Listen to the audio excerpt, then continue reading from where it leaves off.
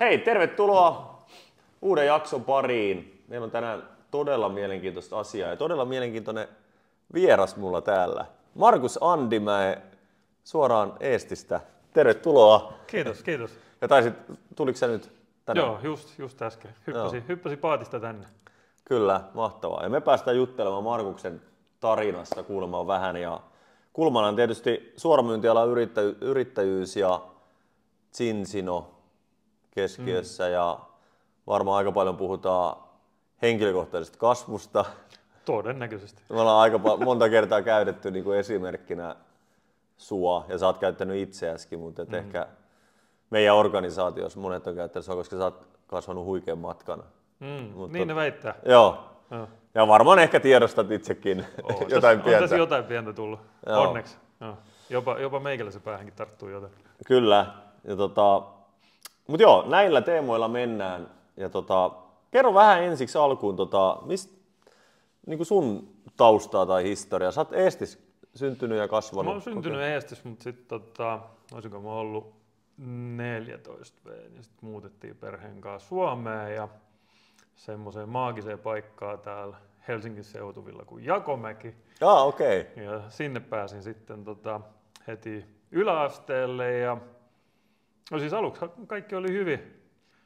Oli mielenkiintoinen lähtökohta siitä, että ensimmäinen päivä kun menin kouluun, niin sinne jo luotiin semmoinen tietynlainen tunnelma, että kun ensimmäinen tunti, mihin mut heitettiin, oli biologiatunti, istuin sinne pulpettiin, sitten yhtäkkiä joku kaveri hyppää sinne mun viereen. Mä että mitä ihmettä. Mä puhuin jonkin verran suomea, mutta en nyt mitenkään, en ehkä ihan yhtä sujuvasti kuin nyt, vaikka nykyaikaan enää puhu sujuvasti.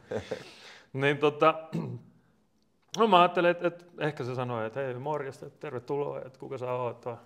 Mutta ensimmäinen kommentti oli se, että onko hyvä tappelee? Okei. Mä sanoin, että mitä ihmettä. Ja tää oli 90-luvun Jakomäkeä. Joo. Ja sitten mä olin, että mitä ihmettä.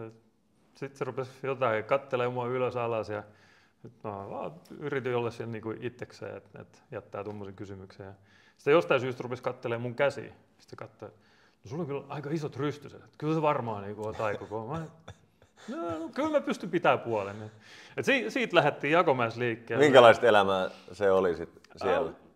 Ei se nyt loppupeleissä sen kummoisen. Olihan siellä välillä jotain pientä sitä sun tätä, mitä nyt kuuluu. Enemmän tai vähemmän. Riippuu nyt, miten kukin suhtautuu. Et joku on paniikissa pienemmästäkin, mutta en mä nyt tiedä. Eiköhän kaikki nuoruudessa ole jonkinnäköistä. Niin, on paikasta riippumatta, joo. Niin. Mutta siis, että sä olit Eestissä kasvanut, eli minkä ikäiseksi? 14 varmaan. Ja sit sä tuut Suomeen, ja kumminkin sä puhuit jotain suomea. Joo. Koiko sä jotain tämmöistä? Oli akkareista. Tarpeeksi lukenut alkuaikoina suomen kielen ja katsonut telkkariin. Mutta koiko sä jotenkin, että sä oot maahanmuuttaja tai tämmönen, niin kuin, miten sä sopeuduit siihen? Oliko sulla ulkopuolinen olo yhtään vai sopeuduit mulla sä on jotenkin aina ollut se, että mä sopeudun aika helposti mihin tahansa tilanteeseen. Mä vaan koin, että mä nyt muutin vaan jonnekin muualle, en mä kokenut, että mä oon maahanmuuttaja. Kun silloin ei ollut niin paljon maahanmuuttajia vielä, niin ei puhuttu mamusta. Aivan, joo. Se tuli sitten myöhemmässä vaiheessa. Aivan, kyllä. Niin siinä vaiheessa kaikki laski mut jo suomalaiseksi. Joo. Mutta meitä oli sen verran vähän silloin, eestiläisiä, venäläisiä, että mä vaan nyt olin yksi, joka nyt vaan sattui menemään sinne jotenkin uuteen kouluun, uudelle luokalle. Ja sitten ei se sen kummosempaa. Mitä sitten niin kuin myöhempi nuoruus, mihin se sitten vei? Sieltä tuli kaiken näköistä matkan varrella. Oli paremman tyyppistä porukkaa ympärillä ja ei niin hyvän olosta, että jotkut ehkä veti vähän myös väärään suuntaan, mutta sanotaan se oma mindsetti, mikä siellä kuitenkin kehittyi sitten kaiken sen olemisen ja tekemisen ja varmaan jossain määrin aika vahvastikin tämmöinen rap-kulttuuri vaikutti muuhun. Mä kuuntelin aika paljon. Niin mä muistan, kun me ollaan tavattu, niin sulla oli tosi vahva se taustalla siellä. Niin sanotaan sillä, että ei ollut mitään semmoisia kunnianhimoisia ajatuksia, että mikä musta tulee sitten isona tai mitä mä rupean tekemään. Mulla oli enemmänkin semmoinen visio, jos sitä visioksi nyt voi sanoa, että viimeistään 25 täytyy poistua tästä maanpinnalta. Okei. Mä oon monesti heittänyt niinku vitsille, että onneksi mä en silloin osannut asettaa niinku tavoitteita tarpeeksi tarkasti. Just näin. Ja mikä siihen ajatusmaailmaan oli johtanut, osaatko sanoa? en mä nähnyt mitään järkeä tässä elämässä. Okei, joo. Kun rupesi miettimään, että siinä vaiheessa kun oli koulut käynyt ja kouluaikanakin kävi jo siellä töissä ja tuossa just Eestis viimeisellä eventillä heitin, että mäkin olen Mäkkärissä ollut töissä. Mitä ihmettä, miten se Mäkkärissä on? Ja sitten Lanzarotella käytiin nyt, niin sitten kun mä puhuin, että käytiin just tultiin Tallinnasta eka Helsinkiin ja sieltä lähdettiin sitten eteneen. Ja mä oon ollut täälläkin duunissa. Siis mitä, sä oot lentokentällä ollut? Joo, mä oon ollut se turvatarkastaja siellä. Tehnyt 12 plus tuntisia vuoroja siellä. Ja, niin paljon ehtinyt. Joo, sanotaan. Mä aina tykkään sanoa, että mun CV on yhtä kirjava kuin lehmät laitumelle. Niin, kaiken näköistä tehnyt ja touhunnut. Ja sitten jotenkin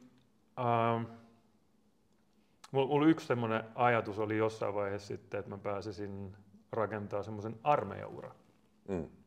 Niin vaikka suurin osa eestiläisistä jätkistä, ketä täällä asuskeli, niin ne piti mua ihan hulluna, että mä tavallaan vähän niin kuin vapaaehtoisesti lähdin Eesti-armeijaan. Mulla oli se visio, että mä pääsisin Eesti-armeijan kautta Jenkki-armeijaan ja siellä niin kuin varsinaiseen niin kuin palvelukseen.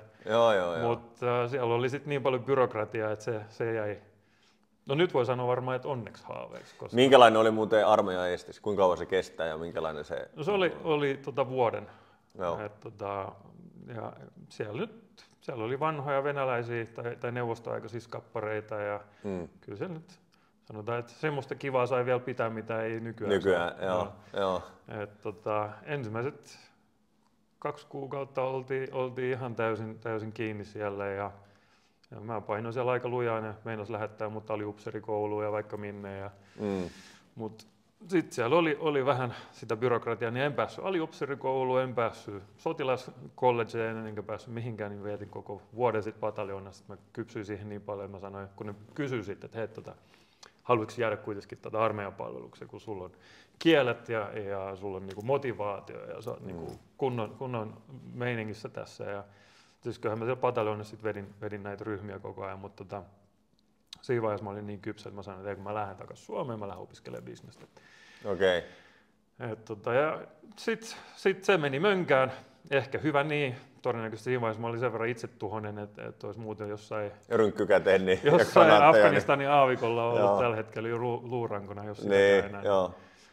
Mutta kuten monesti on todettu, että kaikki tapahtuu jostain syystä, niin asiat menee niin kuin niiden pitää.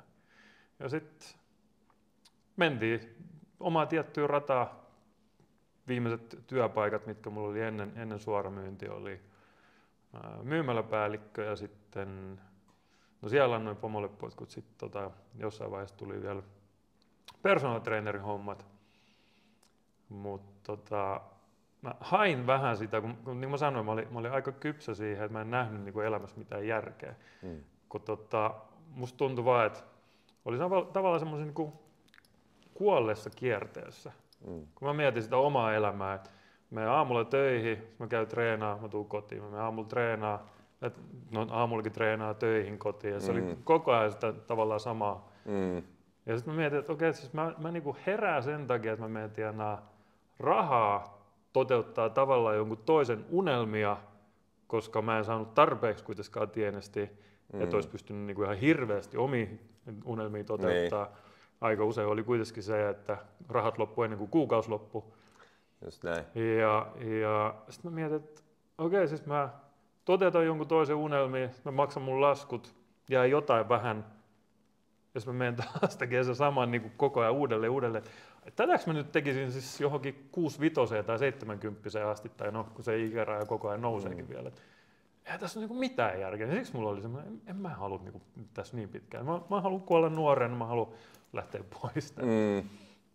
Mutta ja sitten oli kans just sen 25 jälkeen, tuli ehkä jossain määrin, mä oikein osaa sanoa masennus, mutta semmoinen ketutus, koska mua rupesi ketuttaa niin paljon, että hitto jätkä, sä et pystynyt edes tohon.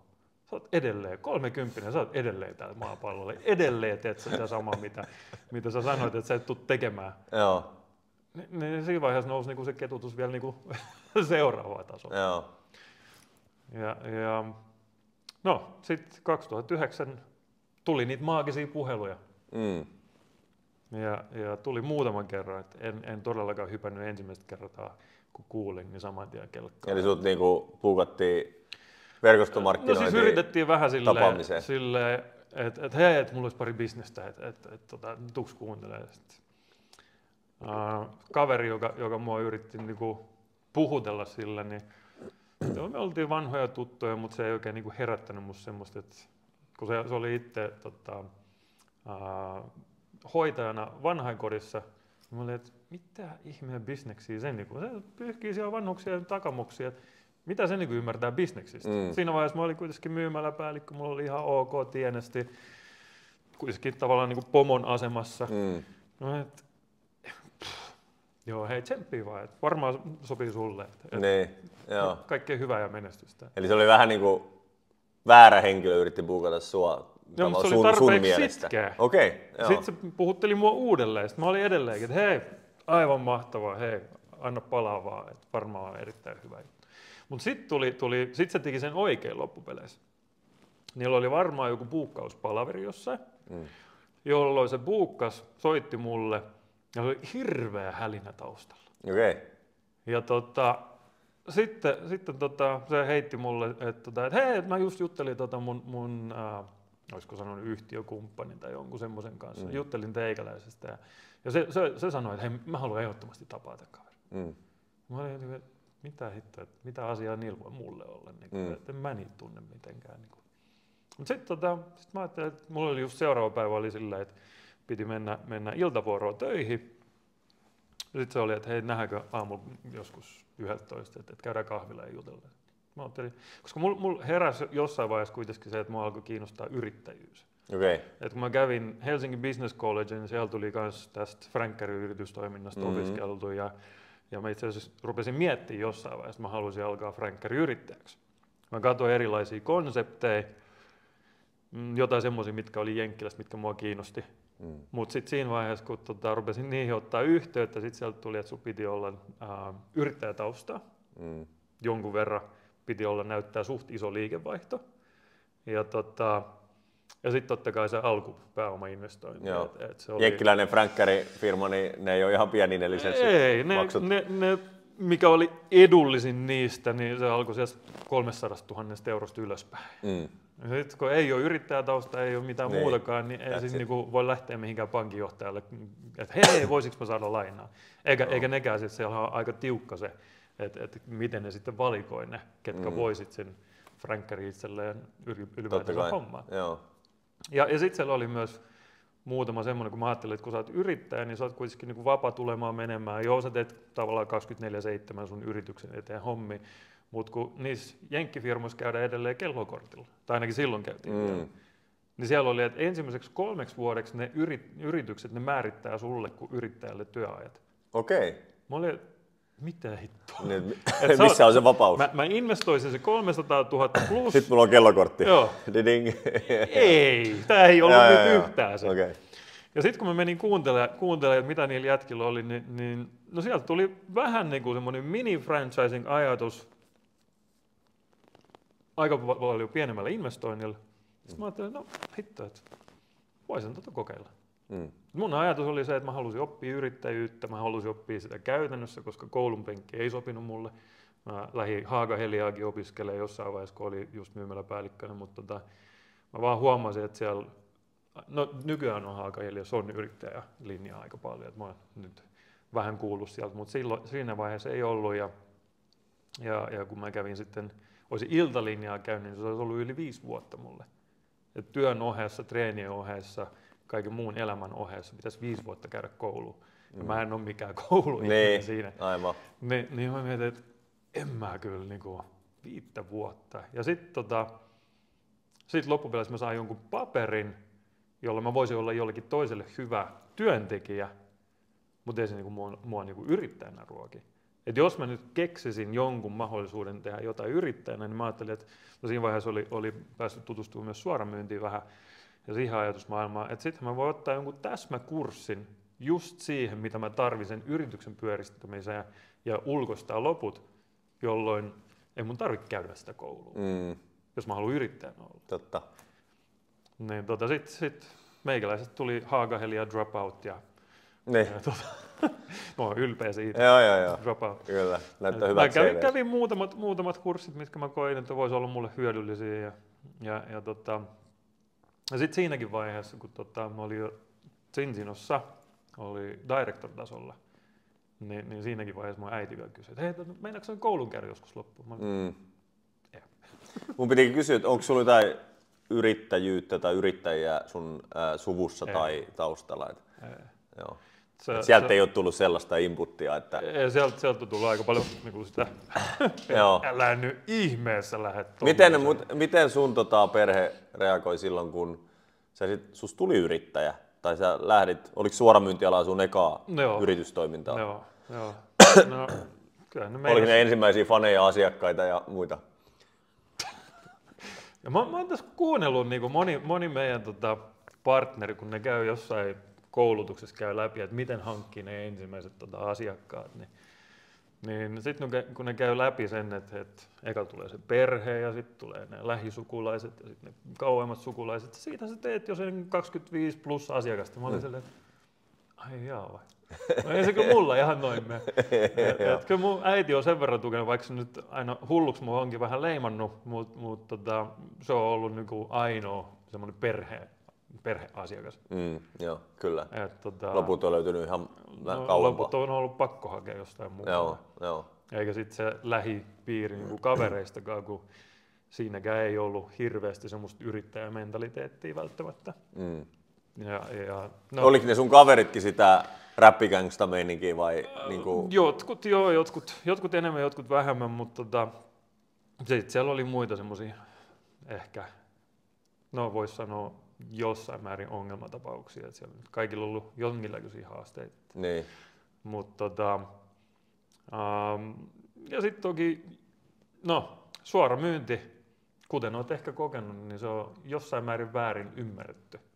Eikö niin kuin ihmiset ei halua niin paneutua siihen, että mitä siellä niin miten se oikeasti toimii, vaan niin kuin mullakin yksi kaveri sanoi, että no joo, sä nyt yrität saada sen niin helpomman tavan. Mä olin, en mä tiedä, onko tämä nyt helpompi tapa. Nyt kun mä oon kuunnellut yrittäjiä, kenen kanssa on niin pitkän linjan yrittäjiä, kenen kanssa on päässyt tekemisiin, niin ne on silleen, että vau, sä teet suoramyyntiä. Joo, kyllä. Vitsi, sä oot muuten kova jätkä.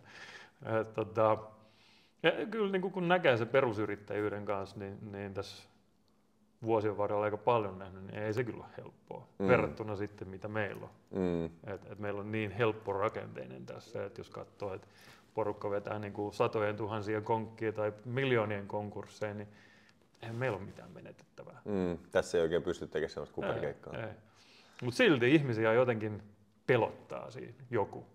Koska ei sehän on yleensä, että siinä kommunikaatiossa jää sitten vajetta. Että ei ole tarpeeksi hyvin kommunikoitu niin kuin loppuun asti, että miten tämä oikeasti pelittää. Ja ihmisiä yleensä pelottaa se, mistä ne ei tiedä. Sitten kun ei ole tietoa, niin se tuntuu helposti. Mutta muuten sitten sanotaan se, että kun lähti niinku suoramyynti, niin kyllä se on vähän niinku semmoista, varmaan joku tuumi semmoista hulluja huoneelle soittoa ja pakkopaitaa laittoa, että älä nyt hullu semmoiseen lähde, että eihän yrittäjyys ja sitten vielä suoramyynti niin ei se mitenkään semmoinen ollut, että joo, anna palaa.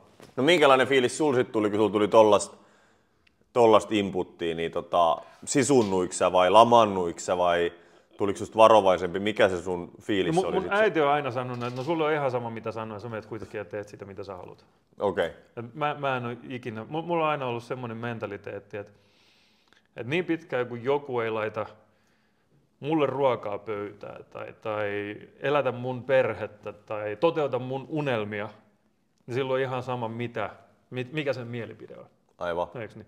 Se voi kertoa mielipiteensä, mä voin sanoa vaan, kyllä kiitos, mä menen edelleen tekemään sitä, mitä mä haluan tehdä, koska loppupeleissä meillä on kaikilla vaan oma elämä.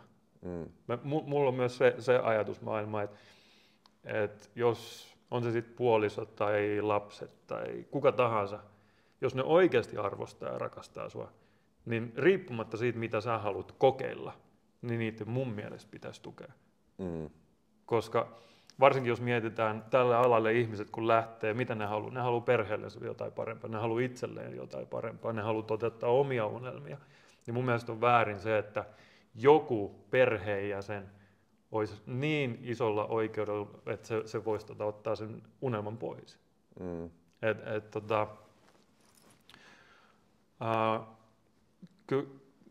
Joo, mä en siitä lannistu.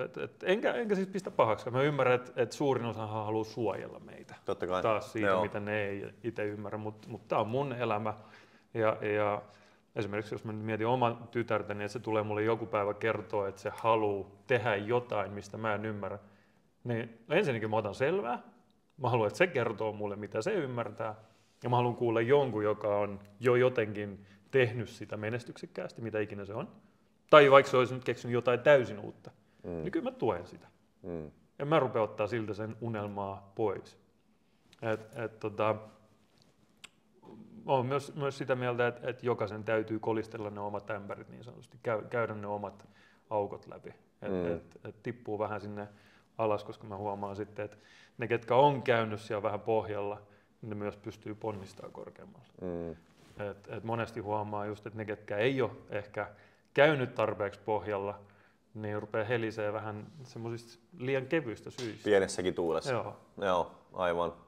Et. Eli tämä, että vastoinkäymiset tekee meistä vahvempia, niin mitä kovempi vastoinkäymisiä, niin sitä vahvempi meistä tulee. No mäkin olen muutaman kerran katsonut ladottua asetta päin niin kuin silleen, että se on ollut niin kuin sekunnista kiinni, että lähteekö henki vai ei.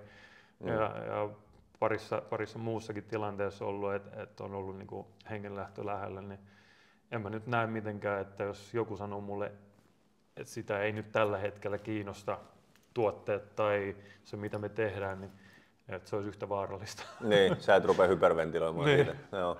Et kyllä mä nukun mun yöni ihan yhtä hyvin, koska mun näkökulma on aina se, että mä tarjoan sille isompaa lisäarvoa kuin mitä mä itse saan sillä hetkellä. Jos miettii vaikka meidän portfoliota, niin mä näen aina, että se asiakas voittaa enemmän kuin se, mitä mä saan rahallisen korvauksen, koska me puhutaan hyvinvoinnista. Niin? Jos puhutaan taas bisneksen puolelta, no me ollaan nähty, kuinka monen ihmisen elämäntä on muuttanut, niin jos hän ymmärtää ottaa siitä mahdollisuudesta kiinni, niin sehän voi muuttaa oman elämän ihan niin kuin täysin. Niin?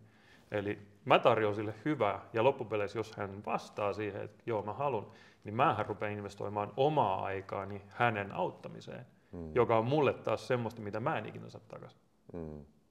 Et jos ihminen ei ole motivoitunut, niin mä mieluummin menen leikkiin mun tyttären kanssa Legoilla. Totta, joo. Mutta tohon vielä, että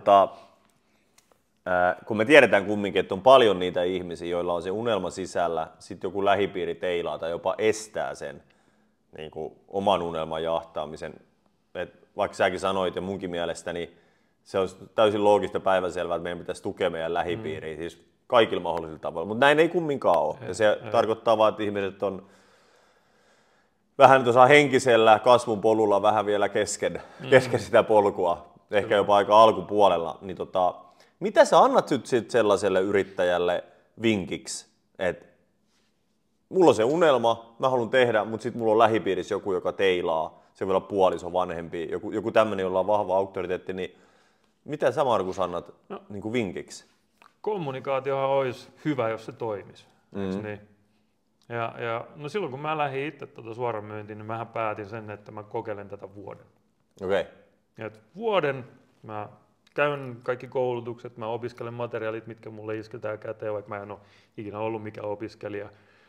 Mutta ja jos homma toimii ja mä tykkään siitä, niin sitten katsotaan mitä tapahtuu jatkossa. Jos ei, niin jokainenhan meistä voi vaan niinku, hei, nyt mä lopetan. Niin mun mielestä voisi olla järkevää, että istuu alas, jos se kommunikaatio toimii niinku keskenään. Että hei, mä kokeilen tätä X määrän aikaa. Vuosi voisi olla mun mielestä hyvä. Että siinä niinku oppii jo siitä toiminnasta, oppii mikä ikinä se firma on, oppii tuotteista, oppii ennen kaikkea itsestään. Ja se ei ole sitä, että vaan istutaan se vuosi, vaan myös tehdään. Eikö niin? Et kommunikoi sille perheelle, että hei, mä teen tätä vuoden, mun tavoite tai mun tarkoitus on, että meidän perhe hyötyy tästä X määrän jotain. Eli siinä olisi tavallaan yhteinen tavoite sille. Joo, niin, koska mä veikkaan, että jos kommunikoisi, niin joskus joku toi just sen esimerkin, että jos esimerkiksi jonkun vaimo nyt rupeaa tekemään jotain, niin sitten, no mikä on sen miehen joku haave? Haluatko se isomman telkkarin, haluatko se uuden auton, niin puhuu sitten sen kanssa, että hei, mä teen tätä vuoden, mä yritän vuodessa vaikka päästä siihen, että mä tienaan sulle X määrän näitä euroja, niin joko sitten maksaa jonkun osan siitä autosta tai ostaa kokonaan sen auton. Eli tavallaan kollektiivinen tavoite, koska monet luulee, että nyt toi lähtee tekemään jotain omaansa ja se on meiltä pois. Niin, sehän on se suurin pelko. Ja kyllä, että jos jollain on perhe, niin kyllähän aika usein me tehdään myös sille perheelle itselle. Totta kyllä. Kai jotain, mutta sille perheelle. Kyllä. Joo. Ja se todennäköisesti motivoisi myös enemmän toimimaan. Niin. Ja toki sitten ehkä vielä parempi motivaattori on lapset. Antaa lapsille sen jonkun, että hei, nyt äitiä ei näy ehkä niin paljon X ajan niin kuin kotona, mutta sitten vaikka 3 kuukauden, 6 kuukauden päästä, kun mä oon tehnyt tän, niin mennään, tehdään se ja se ja se. Niin lapset kyllä kysyy joka päivä että hei, joko. Lapset on parhaimmillaan todella hyviä faneja ja ne on niin kuin myös hyviä accountability-partnereita. Kyllä. Joo, toi on hyvä pointti. Mutta hei, mun on pakko, me ollaan tutustuttu 2009. Ollaan, joo. Ja se oli, me oltiin samassa firmassa, se oli itse asiassa mun ja mun kollegan perustama firma. Monen mutkan kautta, tutun kautta, sä olit jossain vaiheessa mukana. Mä muistan etäisesti sut, sulla oli sellaiset löysät vaatteet, just semmoinen, tiedätkö räppäriluukki ja näin. Ja sä pääsit johonkin levelille. Ja sitten se pysähtyi. Okei, se firmakaan ei ollut ihan sitä, mitä Zinzino on. Niin se firmakin pysähtyi. Joo, sekin pysähtyi ja näin. Mutta mä muistan, että sä pääsit muutama askeleen ja sitten se jämähti siihen. Ja sä kumminkin hengailit siellä. Sä olit, et mikään tähti. Ja sitten me aloitettiin muutama vuosi myöhemmin Zinzino. Ja me itse asiassa istuttiin, mä muistan, Lasipalatsin terassilla. Kyllä. Eikö näin ollut? Ja sitten se lähti ja mä ajattelin, että mä haluan vaan käydä kaikki läpi ja sä olit siinä niin kuin yksi semmoinen, joka oli niin kuin osoittautunut, että lähtenyt pois. Eli tuossa on ainakin jotain potentiaalia. Kyllä. Mutta sitten sulla lähti niin kuin Zinzino ihan käsittämättömään vauhtiin. Niin kuin voisi sanoa melkein heti. Sä olit niin kuin mun mielestä, sä voit heti semmoisen tason, mitä siinä aikaisemmassa sulla meni vuosi tai 2. Ja sitten se oli niin kuin raketin lailla, niin se Markus, jonka mä näin ekaa kertaa, tai joka aloitti Zinzinon, niin oli erilainen kuin se, mikä mä näin ekaa kertaa. Niin mikä sun mielestä, kun ei voi pistää pelkän firman ja konseptin kapiikkiin, kumminkin me myytiin vaan kahvia, espressolaitteita. Ei se ole mikään maailman helpoin tuote, niitä ei kovin montaa jää per yksi kotitalossa. Varsinkin, jos sä et juo kahvia, kun aloitat sen bisneksen. Niin, varsinkin kun mä muistan, kun Eesti-markkino aloitettiin, niin te etitte, koska sulla on tosi iso liiketoiminta Eestissä, niin ja se lähti silloin jo, niin siellä oli vielä vaikeampaa myydä näitä. No kun keskipalkka oli siinä vaiheessa, oli semmoinen 700 €. Niin se ei missään nimessä ole niin kuin siinä mielessä ollut, että vitsi, tää on helppoa verrattuna aikaisempaan. Niin mikä sä sanoit, että oli muuttunut sit Markuksessa näiden. Ei siinä ollut eroa kuin tyyliin 2 vuotta, maksimissaan 3. No olihan siellä muutamat koulutukset käyty, niin kuin, mitkä on systeemin sisällä järjestetty. Aika paljon investoi myös omaa rahaa ulkopuolisiin koulutuksiin. Eli se oli mulle taas ihan niin kuin uusi maailma, koska mä silloin kun Helsingin Business Collegein lopetin ja sieltä ovesta kävelin ulos, niin mä sanoin, että mä en ikinä tule opiskelemaan yhtään mitään, enkä ota yhtään kirjaa käteen ja niin edespäin. Mutta sitten kun silloinen mentori puoliltaan hakkas jollain kirjoilla päähän, että hei, tää täytyy lukea. Ja mä muistan itse asiassa oli hauskaa, kun kävi just aamulla treenaa ennen kuin lähdin normiduuniin ja oli tämä Robert Kiyosakin Rikas isä, köyhä isä. Ja mä luin salilla sitä samalla kun polin pyörää ja se oli jostain kirjanpidosta. meikäläinen ihan mehuissa, että ei vitsi, tää on siistiä. Kirjanpidossa samoin mä mietin, että mitä hittoa. Niin, ja business collegeissa, kun olisi ollut se, niin ei saa, niin meillä on kirjanpidon oppitunti. Ja sitten mä olin sille, vitsi kun mä pääsin nyt vaan nopea kotiin ja mä pääsin niinku kokeilemaan ja tuk. Joo. Ja kyllä se niinku, ja sitten tosi paljon äänikirjoja tuli. Mulla jossain vaiheessa, no kaikki tiesi, että Markus kulkee aina napit korvissa, koska ja se niin koko ajan paukas jotain. Joo. Niin varmaan se vaikutti jossain määrin ja no se Raketin lailla alku Zinzinossa, niin se voi olla suhteellinen, koska kyllähän meillä ensimmäiset 7 kuukautta oli aika semmoista niinku suht hiljaisella, mutta sitten tuli käyty oliko sitten 5 kuukautta, 4 kuukautta alusta, kun tuli vuosikonferenssi. Joo, tuo oli siellähän itse loksahti hommat paikalleen ja sitten myös muutama tiimiläinen, ketä oli paikan päällä, niin tavallaan niin kuin hahmotti enemmän sitä isoa kuvaa, mahdollisuutta. Et miettii nyt, että meillä on yli 100 markkina-aluetta, niin silloin siellä oliko siellä 7 lippua? Joo, taisi olla. Plus Pohjoismaat ja Liattua ja Eesti. Joo, ja sitten oli jenkkilippu, kun oli Randy Gage puhumassa. Niin, joo, kyllä. Joo. Niin oltiin silleen, wow, joo, nyt on niin kuin international meininki. Ja meillä oli just se, että meillä heräsi se visio, koska mulla oli aina se, että mä halusin päästä jollain tapaa jenkkeihin. Ja sitten kun puhuttiin, että päästään olemaan ensimmäisiä jenkeissä, niin se kansainvälisyys on mua aina kiehtonut. Mä oon asunut Suomessa, mä oon asunut Eestissä vähän jossain muuallakin, mutta jotenkin tuntuu, mä en katso ihmisiä värin tai uskonnon tai minkään sen mukaan, niin mä jotenkin koen itteni semmoiseksi tavallaan niin kuin maailmankansalaiseksi. Niin aina kiehtoo se, että pääsee niin kuin eri kulttuurien kanssa tekemisiin ja eri ihmisten kanssa eri puolilta maailmaa. Ja sitten no se osittain oli no kyllähän se tavallaan teki niin kuin jatkuvasti sitä perusduunia siinä. Mutta sitten kun sai sen virikkeen ja se virike tuli sekä sitten muutaman teikäläisen ja no sitten esimerkiksi Örjan Seelen kautta, mutta sitten myös omien tiimiläisten kautta, kun ne oli sitten ihan liekeissä.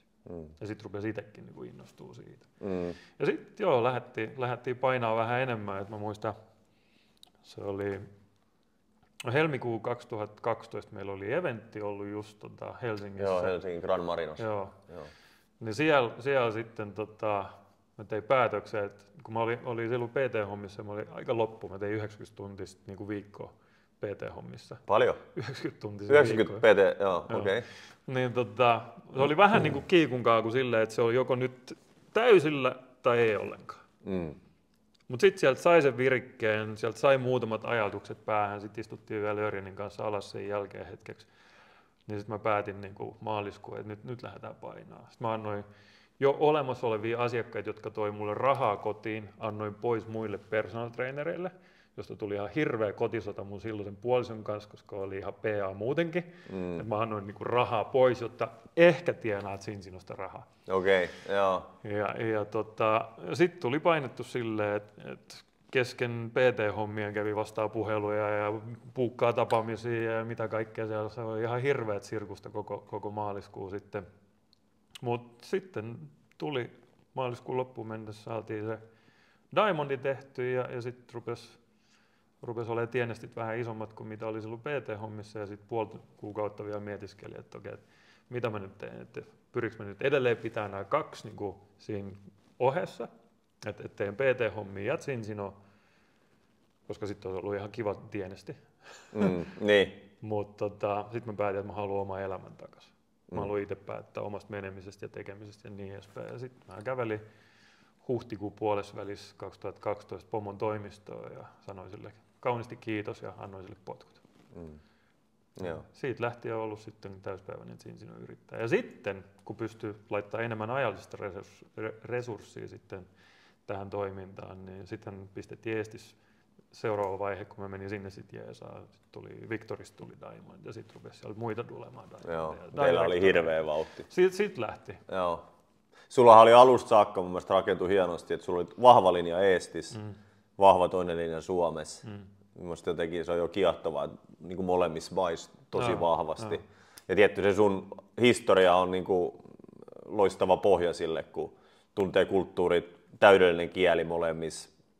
Siitä moni No voisi en, olla eri mieltä. ainakaan, niin kuin, mä en tiedä kuinka hyvin sä puhut eestiä, koska mä oon väärä tyyppi sanomaan, mutta Monet Suomessa minä ainakin... sanoo mun englanninkielisten puheiden jälkeen, että kyllä sun täytyy englanniksi puhua näin jutut. Ihan tosi, okei, joo. Mutta sulla on tosi upea englantikin, mutta kumminkin nämä kahden maan tunteminen, kontaktit, kaikki tällainen on varmaan niin kuin, tukenut sitä aika hyvin. Toki sekin, että on koko tämän ajan on käynyt aina kahden maan eventeillä. Niin just joo, kyllä. Se on antanut itselleen niin kuin lisäpotkua koko ajan. Joo. No se lähti isosti. Mä muistan, kun sä oot joskus koulutuksellakin kertonut, että niin kuin sä mainitsitkin äsken, että toi opiskelu, että sun itsesi päivittäminen, sä otit sen niin kuin tosissaan. Sulla oli aina ne napit korvassa, sä olit niin kuin omassa maailmassa. Muistan, kun monta kertaa mekin ollaan vuosien varrella oltu jossain firman matkalla ja kuntosalilla. Sä oot tosi fokusoitunut siihen opiskeluun. Ja sä oot joskus kertonut, että sulla on ollut 2 vaihtoehtoa. Sulla on ollut vähän rahaa. Mä en tiedä, oliko sitä ennen Cincinoa vai Cincinoa alkuaikoina, mutta oli kumminkin pienet tulot ja vähän rahaa. Ja et nälkä on, tossa olisi niinku rahaa ostaa ruokaa, mutta mä käytänkin sen opiskeluun tai opiskelumateriaaliin. Joo, se oli. Eli sä oot tehnyt niinku tällaisia yhdellä päätöksiä. eventillä, kun oli just se, että siellä oli joku kirja, josta mä ymmärsin, että mun täytyy lukea. Ja sitten oli, sen verran oli vähisrahat, että se oli joko, että mä syön illalta, sitten mä ostan tuon kirjan, ja sitten mä päätin, että no, voin mä tänne illallisenkin skippaa, että otetaan nyt tuo kirja. Ja se oli hyvä kirja, muistaakseni oli Brian Tracyn kirja. Pakko kirjoista puhua, niin sä oot myös perustanut sun tiimille kirjakerhon. Kerro vähän siitä. Miten se toimii? Se oli on semmoinen kirja kuin Slight Edge, joka mun mielestä joka ikisen, ihan siis tekeekö suoramyynti tai joka ikisen pitäisi lukea. Ja joku on joskus sanonutkin, että jos olisi yksi kirja henkilökohtaiseen kehitykseen liittyvä, joka olisi tarpeeksi myös käytännöllinen, niin se olisi Slight Edge. Siitä saisi niinku tosi hyvän perustan. Miksi? Koska se kertoo sen, että miksi jotkut menestyy, miksi jotkut ei menesty. Ja sehän on ne päivittäiset päätökset, päivittäiset tekemiset. Et se ei ole se iso harppaus, vaan se on ne pienet askeleet, nehän johtaa siihen menestykseen. Tai jos sä teet päivittäin huonoja päätöksiä, niin ne johtaa siihen katoon. Niin mä luin sitä ja sitten mä vaan mietin, että koko tiimin pitäisi tää lukea. Ja sitten mä ajattelin, että se olisi paljon hauskempaa lukea niin kuin kimpassa. Plus, että vaihtaa ajatuksia, koska jokaisella kuitenkin syntyy omia ajatuksia, omia kokemuksia, mihin niin kuin pystyy sitten rinnastamaan nämä, mitä sieltä kirjasta saa. Sitten mä päätin, että otetaan tämmöinen kirjakerho. Ruvetaan kerran viikossa, otetaan 1 kappale kerrallaan, puretaan se palasiksi, atomeiksi, ja jokainen pääsee vähän niin kuin kertoo sitten, että mitä siitä saa. Me ollaan luettu tosi monia kirjoja siellä. Kerro muutamia. Esimerkiksi Orrin Woodwardin Leadership Revolution, sitten Millionaire, The Secrets of the Millionaire Mind. Just, T. Harv Eker, joo. Sitten ollaan luettu Napoleon Hillin Think and Grow Rich. Joo. Ja me luetaan englanniksi siis. Niin just. Ja sitä kautta on itse asiassa syntynyt myös sitten toisen partnerin innostuksena, että on meillä myös suomenkielinen kirjakerho, jota hän sitten vetää. Joo. Eija vetää. Joo. Et mä vedän sitä englanninkieliseksi siellä on ollut tosi paljon. Viimeinen kirja, joka nyt saatiin loppuun, oli Älä ikinä syö yksin. Never eat alone. Joo. Se on niin kuin hyvä tämmöinen prospektointi, verkostoitumista. Joo, ja sitten kun miettii, että mä oon itse ollut semmoinen aika introvertti kuitenkin, että jos miettii, mun mentaliteetti joskus oli, että kun liikuttiin tietyssä porukassa, niin jos sinne tuli nyt joku mulle tuntematon henkilö, niin mun mindsetti oli se, että sen täytyy jollain tapaa ansaita mun kunnioitus ennen kuin mä sanon sille edes moi. Okei. Se ei oikein toimi. Kova meininki. Joo, niinpä. Niin sitä kirjaa kun lukin, niin oli kyllä silleen, että vitsi, mulla on vielä paljon mentävää. Ja siis ymmärtänyt toki just sen, että meillähän on loputon potentiaali kaikilla. Ja se, mitä kaikkea me voidaan oppia, ja totta kai täytyy laittaa myös käytäntöön asioita. Mutta se on niinku, ei tuohon henkilökohtaiseen kehitykseen ei voi niinku tulla loppuun. Plus sitten totta kai myös ammatillinen kehitys. Mutta joo, se on ollut aika hauskaa, että nyt me ollaan, mä en edes muista, että varmaan olisiko ollut 2020 vuodesta ollaan toi kirjakerho, että joka viikko aina tavataan torstai-iltaisin ja luetaan. Mä oon sun tiimiläisiä vuosien varrella aika paljonkin yhteydellä niiden kanssa ja osa on hyviä ystäviä, niin monet on kehunut tuota kirjakerhoa. Sieltä porukka on oppinut englantia. Joo, aika kova. Joo. Just itse asiassa kun postasin itse Instaan, kun aloitin uudelleen tässä kuuntelemaan Joe Dispensan Luo itsesi uudelleen, niin joku sun tiimiläinen laittoi, että hei, meillä on ollut kirjakerhossa toi. Niin aivan siis mun mielestä loistava vinkki keneltä tahansa. Ja jälleen kerran yksikään näistä kirjoista ei ole mitenkään suoramyyntiä. Välttämättä edes bisnekseen. Ne on niinku ihan niitä core-juttuja meissä ihmisissä ja näitä niinku, mitä kaikkien pitäisi osata tai kehittää. Meillä niin muutenkin nämä koulutukset ja ihan vaikka meidän oma koulutusohjelma GoCore, niin eihän siellä ole pelkästään sitä, että nyt tässä miten myyt tämän tuotteen. Niin. Vaan sähän saat lasten kasvatukseen, itseskasvatukseen, parempaa suhteeseen puolison kanssa. Mä esimerkiksi meidän koulutukselta jo silloin, kun ei ollut niin hirveät nousu niin kuin tässä bisneksessä, niin mä sain niin paljon eväitä siihen omaan PT-hommaan, että mä pystyin palvelemaan omia PT-asiakkaita paljon paremmin, plus että musta tuli huippumyyjä siellä. Mä möin aina parhaat niin kuin setit siellä joka kuukausi, joka toki sitten nosti sitä, että ne halusivat, että mä myyn vielä enemmän. Niin, palkka ei noussut, mutta kalenteri oli täynnä ja sitten myy vaan enemmän. Mutta Kyllä. Siis se antaa niin paljon eväitä niin kuin kaikkea, ja jos mä mietin niin kuin henkilökohtaisen kehityksen, jos mä rinnastan tällä hetkellä, niin kuin, miten mä oon mun tyttären kanssa, niin se on mulle ehkä tällä hetkellä se isoin arvo, mitä mä oon saanut. Koska jos mä mietin itteni nyt vaikka ihan 15-20 vuotta sitten, jos se henkilö olisi kasvattanut mun tyttären, niin voi jumakauta. Siitä ei olisi tullut kyllä yhtään mitään. Onko siinä, miten sä kasvatat sun tytärtäsi, paljon eroja nyt siihen, miten sut kasvatettiin? Kyllä mun äiti on aina tehnyt parhaansa. Mä en voisi niin mitenkään sanoa. Mutta totta kai kasvanut vähän erilaisen mentaliteetin neuvostoaikana. Aivan, totta kai. Siinä on vähän eri ymmärrys, että miten se maailma sitten pitäisi pyöriä tai miten se tulee pyöriä. Kun ei silloin kukaan tiennyt, kun mä olin mukulla, että jos tulee neuvosto-eesti, sitten vapaa-eesti. Niin, eiks niin? Aivan, totta. Sinänsä se on ollut niin eri maailmaa, että ei voi sanoa, että on huonosti kasvatettu, mutta mikä oli siistiä oli se, että no mä oon aina huono lukea, mutta äiti on lukenut tosi paljon. Ja silloin kanssa kirjoja niin kuin ihan mullimalli. Ja mitä mä huomasin kerran, kun mä kävin hänen kirjahyllyyn läpi, oli se, että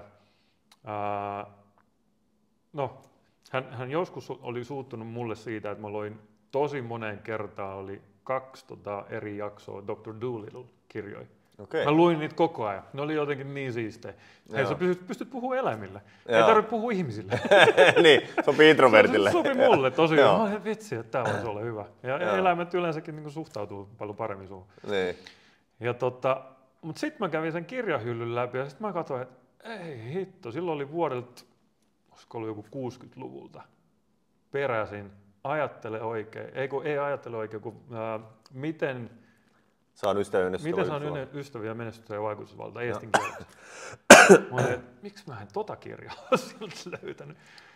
Et jos sen olisi löytänyt silloin aikoinaan jo, niin olisi niinku kasvanut siinäkin jo vähän erilaisessa mindsetissa. Mutta no, asiat menee niin kuin menee, mutta se oli semmoinen aika jännä löytä, koska se oli kuitenkin julkaistu siinä neuvosto-estin aikana.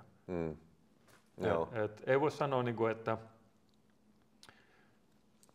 no, kyllähän siis sen verran niin kun oma mindset on muuttunut ja ymmärtää, mitkä mahdollisuudet on maailmassa, plus että se, että kannustaa riippumatta siitä, mitä se toinen haluaa tehdä. Jos ei se ole semmoinen, että se menettäisi nyt henkensä, niin hei, anna palaa. Vaikka epäonnistut, hyvä. Epäonnistu mahdollisimman usein, koska sen kautta sä nouset voittoon. Niin, toi on se mun mielestä se mentaliteetti, mikä sulla on. Että koska se kulttuuri, mikä täällä on, että älä hitto vaan tee mitään, missä epäonnistut. Jos sä olet konkurssi jossain, niin sä oot niinku pahin mahdollinen niinku tylimurhaajan jälkeen. Niin se on niinku, ja sit sä sanot näin, että epäonnistu mahdollisimman monta kertaa, koska lopulta sä onnistut, niin se, että pelkää sitä epäonnistumista niin paljon, ettei edes kokeile, niin sä oot silloin niin kuin tuomittu. Tavallaan sä oot niin kuin valinnut sun kortit siellä. Mutta sulla on se vahvuus jostain tullut, että ihan sama, niin kuin mennään päin ja jos kaadutaan, niin noustaan uudelleen. Turpaa tulee joka tapauksessa. Niin. Mä oon just hiljattain tuli kans mieleen tämmönen kuin Eric the Hip Hop Teacher, tämmönen motivaatiospeakeri. Ja mä muistan yhden speakin, no siihen speakiin liittyy kaikkea muutakin, mistä mä menetin mun yöunet ihan täysin, kun mä pelkäsin, että jos mä nukun mun menestyksen ohi. Niin.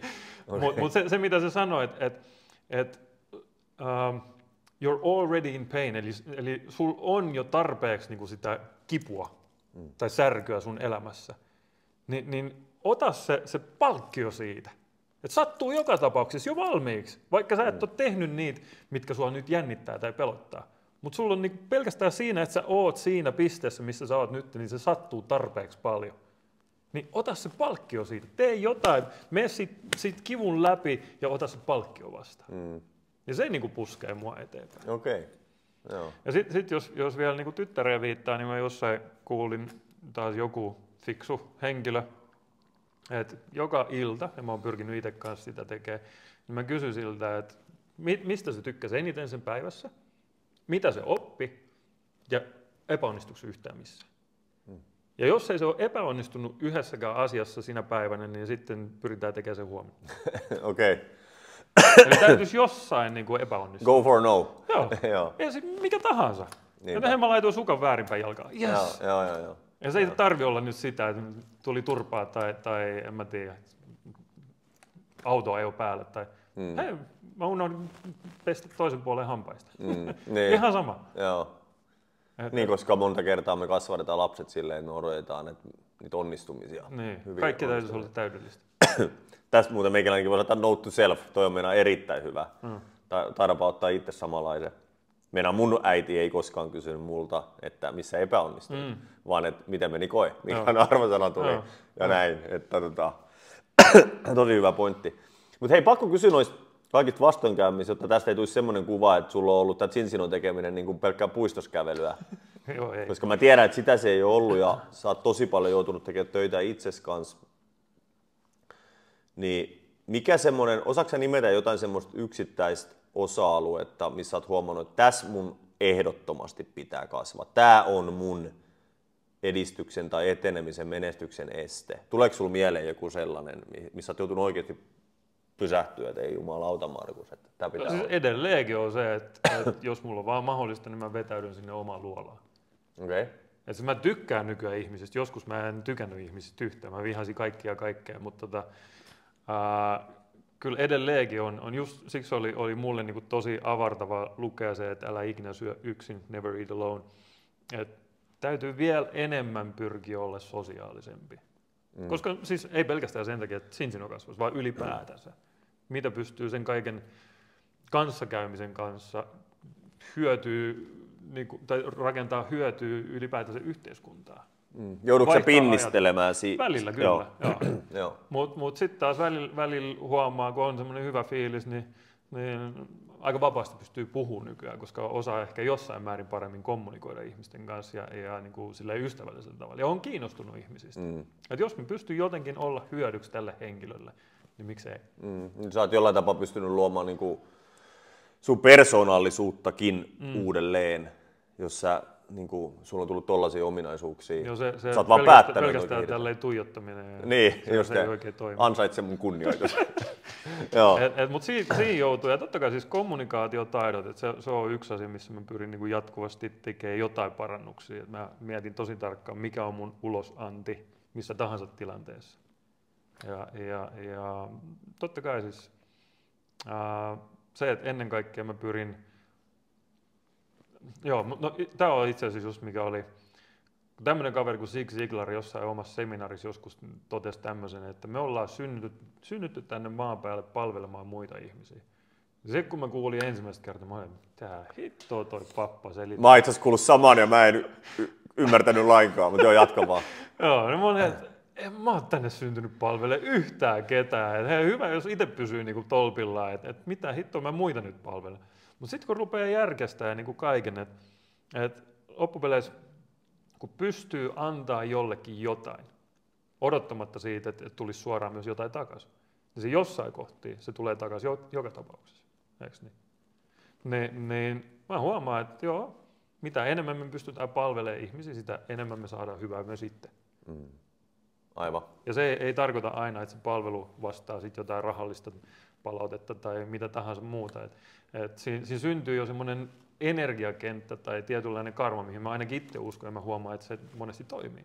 Koska kun mä teen pyytettömästi jollekin jotain, niin se on jännä, kun sieltä rupeaa tulemaan jostain kautta, rupeaa tulemaan jotain juttuja takaisin.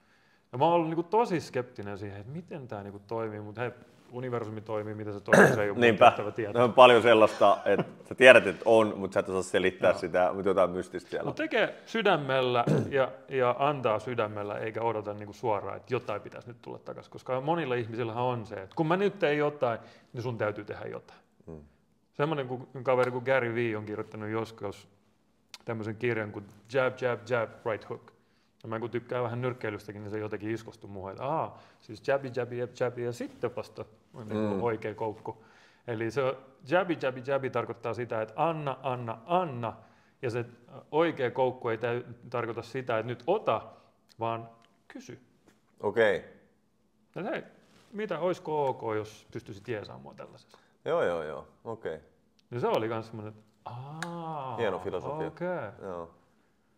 Et kyllä tässä niinku matkan varrella on jotain tarttunut ja myös ehkä sydän on silleen vähän pehmentynyt, että ottaa ehkä muita ihmisiä enemmän huomioon. Ja mä huomaan, että yksi mikä mulla on siitä syystä, että on introvertti, vaikka nyt ei ehkä kuulosta siltä kun pälättää kun viimeistä päivää, niin mä yleensä olen aika hiljainen, mä tykkään kuunnella. Ja varsinkin palavereissa ja kaikessa muussakin, niin aika usein saa hyvää palautetta siitä, että hei, sä oikeasti osaat kuunnella. Ja sen mä huomaan, että se on niin kuin erittäin iso arvo. Yleensä tykkää tarkkailla ihmisiä, kuunnella niitä, ja jos mä pystyn jotain fiksua sinne lisää, niin mä lisään. Aika hieno. Nyt kun sä puhut noita ja mä muistelen sitä Markusta, jonka mä olen tavannut, ja ehkä Cinzinon aikana me ruvettiin tuntemaan paremmin, niin oot sen käsittämättömän matkan tullut tuossa. Jos sä mainitsit äsken, että niin jotenkin ehkä sanoit sen pehmeys tai joku tällainen, niin se kovuus on kyllä vaihtunut pehmeyteen. Siellä on sitä jämäkkyyttä edelleen, mutta siellä on tullut ihan sairaasti sitä semmoista inhimillisyyttä. Jostain syystä haluaa hyvää ihmistä, mä en tiedä miksi. Se välillä tuntuu itselläkin niin oudolta. Siitä, että hei, todista, että mä hyväksyn sut tai anna jotain, niin se, että sä haluat pyydettömästi antaa ensiksi, niin on sitten tultu aika iso matka. Jatketaan sitä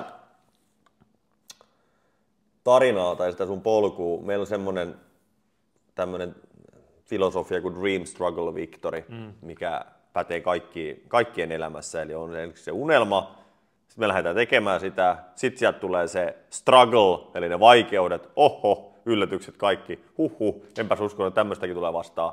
Ja sitten sieltä tulee se victory, se voitto. Niin sulla oli se unelma, sä halusit olla vapaa, sä halusit tiettyjä asioita, ja sitten sä lähdit sille matkalle. Niin minkälaisia näitä struggle-juttuja sä muistat matkan varrelta? Osaatko sä nimetä sellaisia, niin kuin, että sä oot joutunut oikeasti pysähtymään, että ei, miten hitto tää toimitaan, tai tässä toimitaan, tää tuli yllätyksenä. Mitä sellaisia sä muistat ehkä matkan se varrella? yrittäjäpolun alku, kun se ei sit ollutkaan niin pehmeätä ja sitten vetäisi yhtäkkiä 100 tonnin miinukset sinne. Ja Okei. ja sitten oli silleen, että miten hitto mä nyt tähän päädyin. Ja siinä vaiheessa oli kyllä vähän silleen, mitä mä tässä nyt eteenpäin. Mutta sitten kun oli taas se, että sieltä tuli niitä fiksumpia neuvoja, että nyt hoidan nämä jutut, keskityn niihin sun hankaluuksiin ja vaikeuksiin ja katon niitä sun velkoja ja kaikkea muuta. Niin mun mindsetti oli se, että mä katon niitä mun unelmia, mitä kohti mä haluan mennä. Koska mä huomasin, että kun mä otan pienenkin askeleen jotain unelmaa kohti, niin joku niistä vaikeuksista ratkee. Mä otan seuraavan askeleen kohti unelmia, joku niistä vaikeuksista ratkee, ilman mun tarvii keskittyä siihen. Eli mitä vahvemmin mä menen mun unelmia kohti, pidän siitä kiinni kynsin ja hampain, niin kaikki muukin tavallaan ratkeaa siinä. Mä oon jutellut viime aikoina tosi monen kanssa, jolla on tällä hetkellä vaikea taloudellinen tilanne. Yksikin tyyppi oli sellainen, että just ennen koronaa oli aloittanut yritystoiminnan, tehnyt isoja ostoja. Mikään niistä ei toteutunut, mutta ne kamat jäi siihen niin kuin tyyli omin nurkkiin. Hirveät velat ja taloudellinen konkurssi. Ja tämäkin tyyppi paini sen kanssa, että nämä niin kuin piinaa häntä ja nyt kuun alussa tulee aina ne laskut ja tiedätkö, kuun alku on ihan niin kuin kaoottista hänen päässään. No sulla oli 100 000 miinukset, niin kuin paskaa velkaa suomeksi sanottuna hartioillas. Silti sä kykenit toimimaan, ottaa askeleet niitä unelmiaan kohteen, niin mitä sä teit? Oliko sulla joku katkaisija päässä, että sä pystyt, että nyt mä en ajattele sitä mun velkakasaa, vaan mä liikun, vai mitä sä antaisit vinkiksi semmoiselle ihmiselle, jolla on tosi tiukka tilanne, ja nyt se on vaikka löytänyt työkalun nimeltä Zinsino tai suoramyynti, että tällä minä pystyn tekemään, jos kerran muutkin pystyy, mutta fokusoituu liikaa niihin vaikeuksiin. Niin mitä sä antaisit vinkiksi sellaiselle ihmiselle? Miten sitä tilannetta helpottaisi? Miten niitä askeleita pystyisi ottamaan? Mulle toimi, tämä ei välttämättä toimi kaikille, mutta mulle toimi se, että on tietynlaiset päivärutiinit. Okay. Ihan siis lähtien siitä, että herää aamulla ja juo pari kuppia vettä ja lähtee rakentamaan siitä, että sitten on sitä henkilökohtaista kasvua. Ja toki mulla sitten aika moni tietää, että mä oon kasvanut aika pitkään sen mukaan, että mulla on joka aamu pauhannut tietynlaiset motivaatiovideot ja speakit. Et mä oon herännyt siihen, mulla on herätys ollut jatkuvasti se, että siellä rupeaa tietyt motivaatiospiikit. Eli sä oot niinku aivopessy itseäsi positiivisesti, pumpannut niinku väkisin positiivisesti. Ei aina niinkään positiivisesti. Ne motivaatiospiikit on myös semmoisia, mitkä huutaa vähän niin kuin armeijassa, että susta ei ole mihinkään tai sun on pakko lähteä liikkeelle. Mä haluan vähän semmoista potkuukin perseelle. Eli sä tarvit sitä, joo. Et se ei taas toimi kaikille välttämättä, mutta jonkinnäköiset rutiinit, että sä tiedät joka päivä mitä sä teet ja sä myös teet ne. Et siinä ei kerkeä, niin kun sulla on aikataulut sovittu itses kanssa, muiden kanssa, niin sulla ei ole aikaa jäädä sinne niin sääli ittees. Eikö niin? Ja kyllähän siis jokaisella, on mullakin niitä semmoisia hetkiä, että välillä on silleen, että voi hemmetti. Mutta me ollaan kaikki ihmisiä, mutta jos tulee se päivä, niin kuin taas joku fiksu on jossain matkan varrella sen heittänyt, että jos tulee vaikka semmoinen fiilis, että nyt mä lopetan kaiken. Lopeta siihen päivään. Tee sitä, mitä sä haluat tehdä sen päivän. Mulle esimerkiksi, jos mulla tulee semmoinen ketutuspäivä, edelleenkin tulee niitä, mä kuuntelen jotain stand-up-komikkoja. Mä saan niinku siitä hyvää fiilistä, hyvää energiaa, plus että mä pystyn opiskelemaan puhumista. Niin. Otan se myös tavallaan koulutuksena. Niin, kyllä. Ja mä olen, okei, tää on tavallaan koulutuspäivä mulle, nyt mä kuuntelen stand-upia. Mutta sä otat niinku tietoisesti, että okei, nyt tässä ei tule mitään, että otetaan hetki happea. Ja sitten toki menee ulos kävelylle, meditoi, joka tuntui musta alun perin niin täysin, mitä hittoa, meditoi, en mä meditoi, en tiedä kuka mä oon. Ja sitten kun huomasin, että okei, välillä on ihan hyvä hiljentyä. Ja meditaatio ei tarvitse olla mitään muutakaan kuin vaan, että suljet silmät ja hengität vaikka muutaman minuutin syvään sisään ja ulos ja sitten lähdet liikkeelle, siitä tyhjennät tavallaan kaiken. Tai menet kävelylle ja hengität raitista ilmaa, tai no mä tykkään käydä salilla tai vähän potkimassa ja hakkaamassa, niin se toimii meditatiivisena myös. Aivan, joo. Et jollain tapaa se, että sulla on ne rutiinit, että tavallaan pysyy siinä perustekemisessä. Mä fanitan tosi paljon edesmennyttä Kobe Bryantia. Ja kaveri, vaikka se oli monikertainen mestari, joka ikinen päivä, oli sillä vammoja tai ei, se kävi heittää 1000 heittoa. 1000 heittoa. Joka ikinen päivä, uransa loppuun asti. Joka päivä. Riippumatta säästä tilanteesta, se heräsi aina aamulla, se oli 4, no en ole itsellä 4 yhtään missään muualta sängyssä, mutta se oli aamu 4, se oli vetämässä ensimmäiset treenit, sitten se veti lounaan jälkeen toiset treenit, illalla veti 3. treenit ja siihen peli päälle. Kun sulla on tietyt rutiinit ja sulla on se halu, että sä haluat päästä johonkin. Just itse asiassa tänään postasin semmoisen videon, missä hän sanoi, että jos mun täytyy motivoida sua menemään edes sinne salille, niin sitten meillä on jo ongelma. Niin, eli sulla ei ole palavaa halua tehdä sitä itse. Mä voin kouluttaa sua missä tahansa muussa, mutta jos et sä ole valmiina tekemään sitä, että sä meet sinne salille ja sä otat sen pallon käteen, tai esimerkiksi meillä, että me mennään tekemään se perusduuni, on se sitten henkilökohtaista kehitystä, se on tapaamaan ihmisiä, edes puhumaan jonkun kanssa. Niin jos et sä itse ole valmiina siihen, niin en mä pysty mitään muuta tekemään. Se Turhaan mä sua koulutan, että miten jotain muuta tehdä, kun et ole valmiina tekemään sitä. Toi on kyllä hyvä pointti. Rutiinit ja sitten totta kai täytyy tehdä töitä niiden unelmien kanssa. Et monellahan on se, että ne on 2-3 vuotta sitten miettinyt ne unelmat ja sitten ne on jäänyt siihen ja sitten ne ei ole kertaakaan katsonut niitä sen jälkeen ja ne ei elävöitä niitä uudelleen. Ja sitten kun se on 2 vuotta sitten miettinyt, niin ei se enää motivoi, koska ne unelmat tai tarpeet on vaihtuneet. Et nekin on semmoisia, että niitä täytyy vähän päivittää ja täytyy olla pienempiä unelmia, koska siinä oli just se, mitä mä huomasin, että kun mä menin pari askelta eteenpäin, mulla ratkesi joku juttu. Mä menin pari askelta eteenpäin, mulla taas ratkesi joku juttu. Et se ei ollut sitä, että mä odotin, että mä pääsin nyt siihen loppuun asti ja sitten kaikki avautui. Ei, se oli matkan varrella, pikkuhiljaa. Mä huomasin, että ei vitsi, taas jotkut laskutti pois, ja taas jotkut laskutti pois. Hei, mulla ei enää tämän verran, enää 20 tonnia miinuksia. Ei vitsi, mennään eteenpäin. Ja sitten kun oli se vapaus, oikeasti pääsi siitä eroon. Jumalan kautta. Uusi elämä. Joo. Mikä, Markus, on sun mielestä parasta Cincinossa? Luotettava luotettavat johtajat. Mä aina siitä päivästä lähtien, kun mä tapasin Örjan siellä ensimmäistä kertaa, no totta kai se, että ollaan pörssilistattu yritys, se vaikuttaa paljon, mutta ihan se kulttuuri, miten pidetään yhtä ensinnäkin korporaation kanssa ja miten pidetään huolta partnereista. Koska mä oon ollut semmoisissa firmoissa joskus töissä, missä on puhuttu, että te olette se perhe ja ilman teitä ei ole meitä ja sitten loppupeleissä kuitenkin suunnilleen sylkästään päin naamaa. Aivan. Se ei oikein pelitä. Tässä, jos mä katson, että miten partnereista oikeasti pidetään huolta, niin se on ihan eri taso. Ja ihan normiduuneissa, yksi mikä on ollut mulle merkittävä, kun on ollut normiduuneissa, on se sitten jossain myymäläpäällikön hommista jossain muualla, on monesti saanut taistella siitä omasta palkasta. Sä oot tehnyt sen duunin, sulle pitäisi tiettynä päivänä tulla sen liksa, mutta hitto kun ei tule. Ja sitten sun täytyy soitella ja anoa sitä ja pyytää ja mitä ikinä. Sitten siltikään ne sanoo, että ei me vielä makseta. Ja kun miettii Cincinoa tässä viimeiset yli 12 vuotta, niin joka ikinen viikko, joskus oli 2 viikkoa, oli jotain häikkää muistaakseni, jotain IT-juttua, mutta siitäkin tiedotettiin etukäteen, että niin saattaa tulla jotain. Mutta joka ikinen viikko, kun kellovärkki, aina sulla on provikat tiettynä päivänä sun tilillä. Niin se on ollut mun mielestä niin kova. Ja niin kuin mä muistan, että on puhuttu myös siitä, että silloin kun Cincino ei ollut vielä alussa niin voimissaan kuin mitä se on tänään, niin silloinkin se oli numero 1 juttu, prioriteetti, että partnerit saa provisionsa ajallaan. Ja siis ylipäätänsä se semmoinen niinku toinen toisensa auttaminen, kunnioittaminen ja myös tukeminen.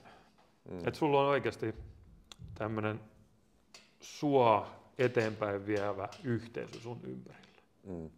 Koska niin mä sanoin, että jokaisella meillä on huonoja päiviä.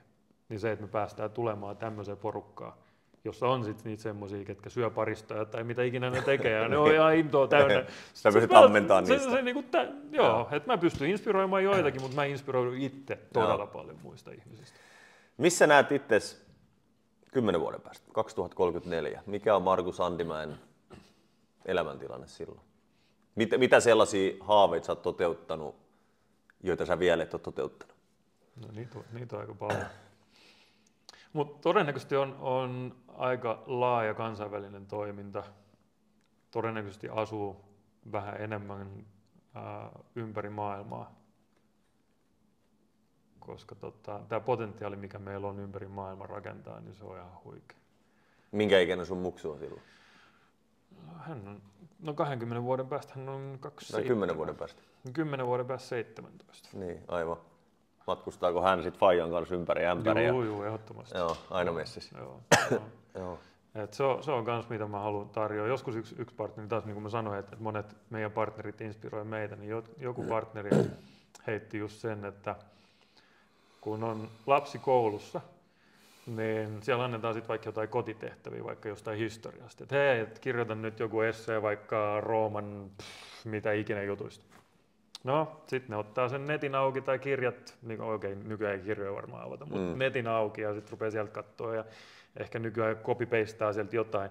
Mutta se, mikä ajatus hänellä oli se, että okei, no pakataan laukut, mennään viikonlopuksi Roomaan ja katsotaan siellä sitten, että mitä siellä on tapahtunut. Wow. Käy paikan päällä. Joo. Sitten seuraava juttu on jostain, en mä tiedä, Intiasta tai Jenkkien sisällissodasta. No mennään käymään siellä ja katsotaan, mitä siellä tapahtuu. Kuunnellaan niin kuin paikallisia. Toi on makea, joo. No, tämähän voisi olla. Eli keneltä tämä tuli? Vitsi, mä en muista. Joku partneri Eestissä se oli. Joo. Se on muutama tainnut mainita sitä, mutta mä en muista, kuka se oli alun perin. Joo. Aivan upea idea. Ja tuommoisen mahdollistaminen tietysti vaatii ehkä erilaista ammattia kuin myymäläpäällikkö tai joku muu tämmöinen.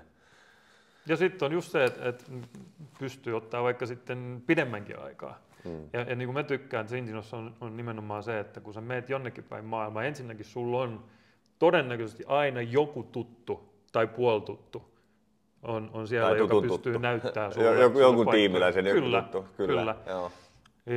Ja toinen juttu on se, että sä pystyt itse lähteä rakentamaan sun toimintaa kanssa siellä paikan päällä. Et jos on joku kohde, mistä sä tykkäät tosi paljon, niin lähde rakentamaan siellä business, hanki sinne itsellesi kesä- tai talvikämppää ja samalla kun sä pystyt viettämään lomaa, sä pystyt tekemään jotain hyvää sinne yhteiskuntaan ja auttaa muita ihmisiä ja rakentaa totta kai oma hyvinvointi vieläkin paremmin eteenpäin.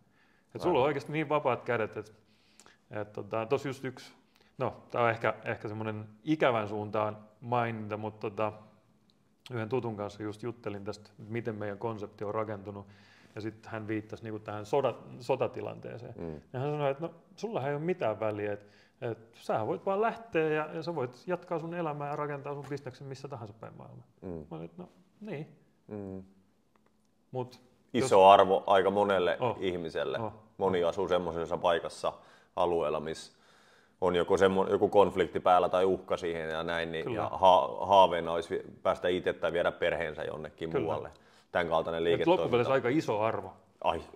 Semmoinen, mitä me ei edes käsitetä. Ei sitä mieti. Sä oot ehkä ollut lähempänä sitä kuin meikäläinen, kun sä oot kumminkin asunut Eestissä ja nähnyt kaiken, mitä siellä on tapahtunut vuosien varrella ja vuosikymmenten varrella. Mutta toi on yksi todella iso juttu ja mä uskon, että toi tulee olemaan vielä tulevaisuudessa ikävä kyllä iso argumentti, miksi monet aloittaa tällä alalla. Kyllä. Okei, viimeinen ja vaikein kysymys. Jos sä saisit antaa yhden vinkin Cincinon partnerille, niin kun, mikä se olisi? En mä tiedä, että tämä voi olla vaikeaa, mutta tuleeko sulla mieleen joku sellainen, mikä sulle olisi annettu tai niin kun, mikä se olisi? Tämä on vähän niin kuin kaksiosainen. Yhden ensimmäisen osan antoi yksi erittäin fiksu ja filmaattinen kaveri aikoinaan, kun mä aloitin tämän bisneksen. Istuu tuossa vastapäätä. Sanoi, että osallistu kaikkeen. Osallistu kaikkeen. Käy kaikki koulutukset, käy kaikki saunaillat, käy kaikki, varsinkin ne saunaillat, sieltähän oppii parhaiten. Sieltä kuulee parhaiten, mitä joskus on jossain tapahtunut ja mitä on kokemuksia. Ja sitten ymmärtää, että meillä on ihan lastenleikkiä tämä, mitä me tehdään nykyään. Et joskus teidän kanssa oltiin saunassa, niin mä kuulin, että joku toinen firma joskus oli Lahdessa, jotkut partnerit juossut luotiliivit päällä, kun Ylälinja oli vaatinut, että ne hommaa autosipin. Just. Toivottavasti ei ollut meidän firmoissa. Ei ollut, se oli joku muu firma. Mutta osallistu kaikkeen ja